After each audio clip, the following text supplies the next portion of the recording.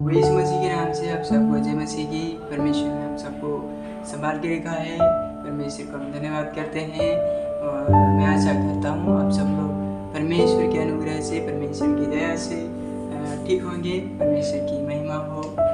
और हम कुछ वचनों को पढ़ेंगे और सीखेंगे और परमेश्वर के वचन को, कुछ बातों को लेकर हम डिस्कस करेंगे और पढ़ेंगे और समझेंगे। ओके, परमेश्वर आप सबको आशीष करे। और हम मत्ती रचित सुसमाचार से पढ़ेंगे और मत्ती रचित सुसमाचार में थोड़ा इंट्रोडक्शन में बताना चाहूँगा आपके बीच में कि मत्ती एक नया नियम का भाग है, जो नए नियम का और पहली पुस्तक मत्ती है। और ये मत्ती कोई ऐसा बुक का नाम ही नहीं, बल्कि बुक का नाम ही नहीं, लेकिन इसका नाम है मत्ती। एक इंसान है जो यहूदी है, लेवी गोत्र से ये लिखने वाला। तो ये लिखने वाला के नाम पर ही लिखा, मतलब इसके द्वारा ही मत्ती रचित सुसमाचार एक रचा गया। इन्होंने के यहूदियों के लिए लिखा। तो इसका यदि हम देखने जाएंगे तो 58-68 तक है। इसके बीच में ये पुस्तक लिखा गया था। 58 से लेकर 68 के बीच में ये लिखा गया था। और मत्ती में अध्याय लगभग 28 और चैप्टर है और वर्सेस वचन है 1071 इसमें है मत्ती रचित सुसमाचार में। और ये जिस लोगों के लिए लिखता है, जिस लोगों के लिए, उन लोगों को समझाने के लिए, बहुत सारे ऐसे लोग, यहूदी लोग जो यीशु मसीह पर विश्वास किया था और परमेश्वर के, और जो यहूदी अविश्वास, जो विश्वास नहीं करते हैं, उन लोगों को समझाने के लिए, ताकि वो लोग विश्वास करें और समझें कि पुराना नियम कोई भविष्यवाणी को नए नियम में कैसे पूरी करता है। इस तरीके से ये मत्ती यहूदी लोगों के लिए लिखता है। और हम ये इंट्रोडक्शन है और इसके बाद हम सीधा वचन में जाएंगे अभी, जो है मत्ती रचित सुसमाचार। तो जो दृष्टांतों के बारे में है, वो दृष्टांतों के बारे में मैं आपके लोग आप लोगों के बीच में बताऊंगा। जो इसमें दृष्टांत दिया गया है, दृष्टांत पूरी मत्ती की पुस्तक में 34 पूरा परबल है, जो लोगों को परबल के द्वारा लोगों को समझाया, लोगों को बताया, दृष्टांत के द्वारा बताया।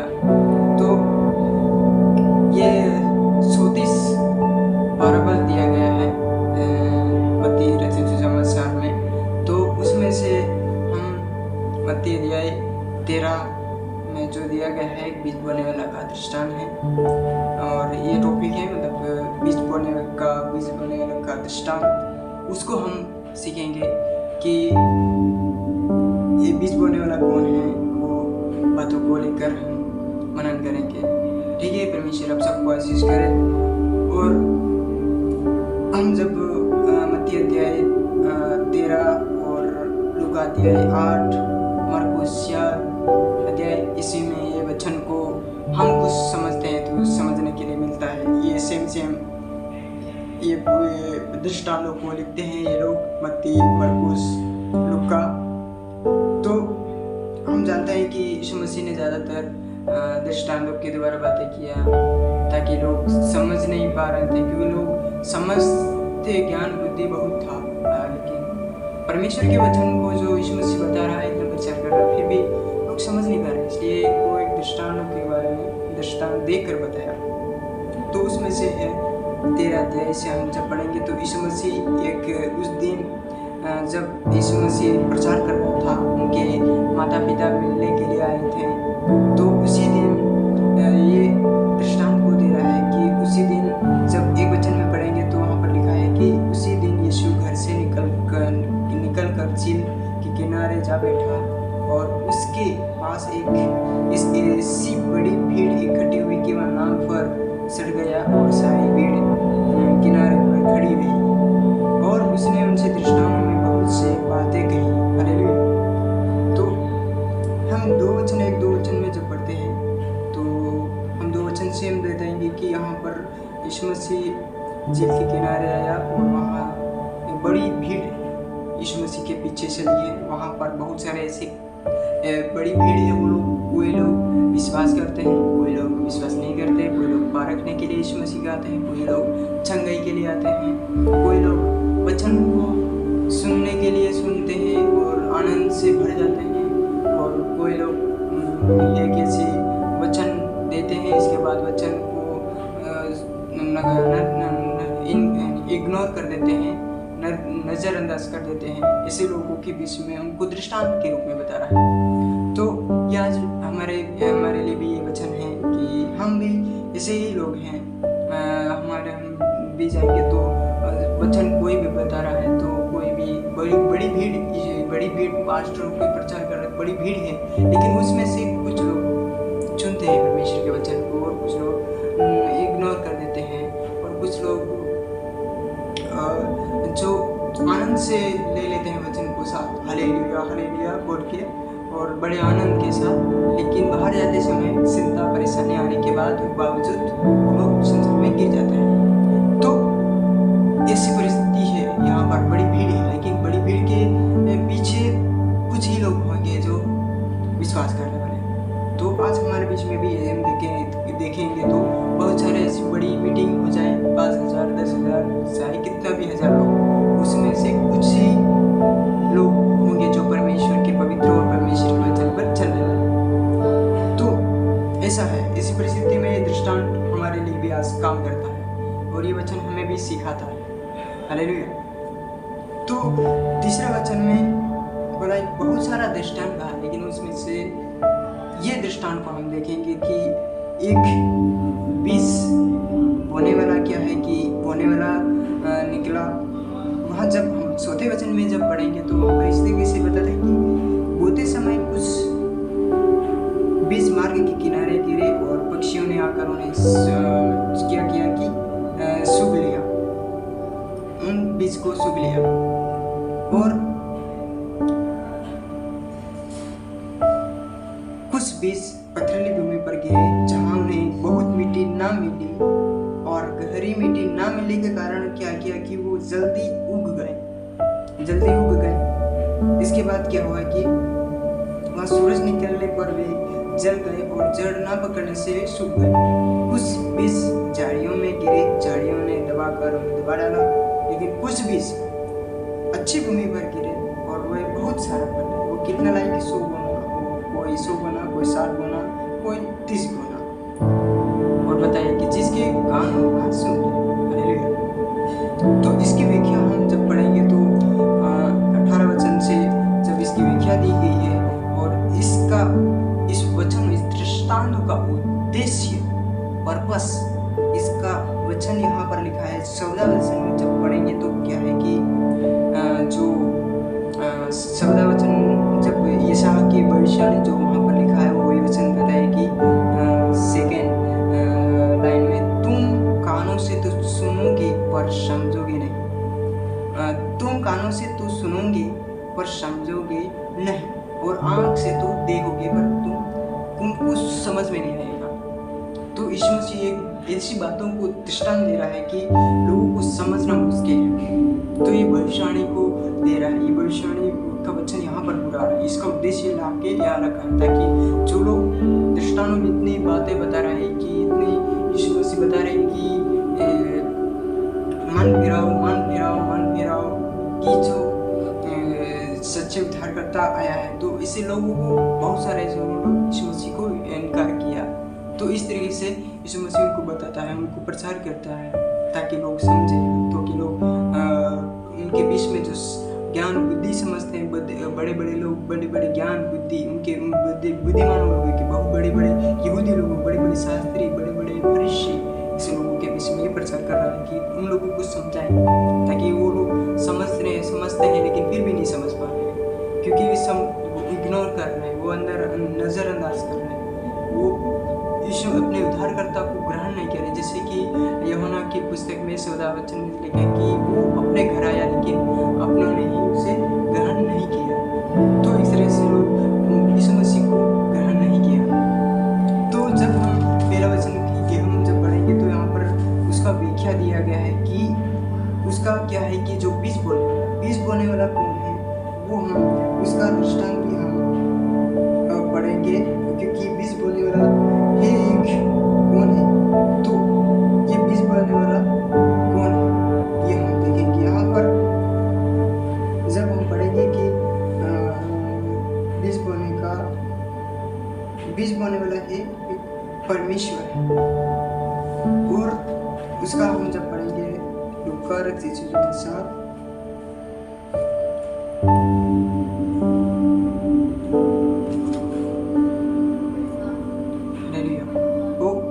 लूका ने मत्ती अध्याय 36 में वहाँ पर 36, 37 में इसमें जो बीज बोलने वाला है उसका दिया गया है कि वहाँ पर इस तरीके से बताता है कि 37 उसने उनको उत्तर दिया, अच्छी बीज का बोने वाला मनुष्य का पुत्र है, और खेत कौन है, संसार। अच्छा बीज राज्य की संतान है, और जंगली बीज दुष्ट की संतान है। हालेलुया।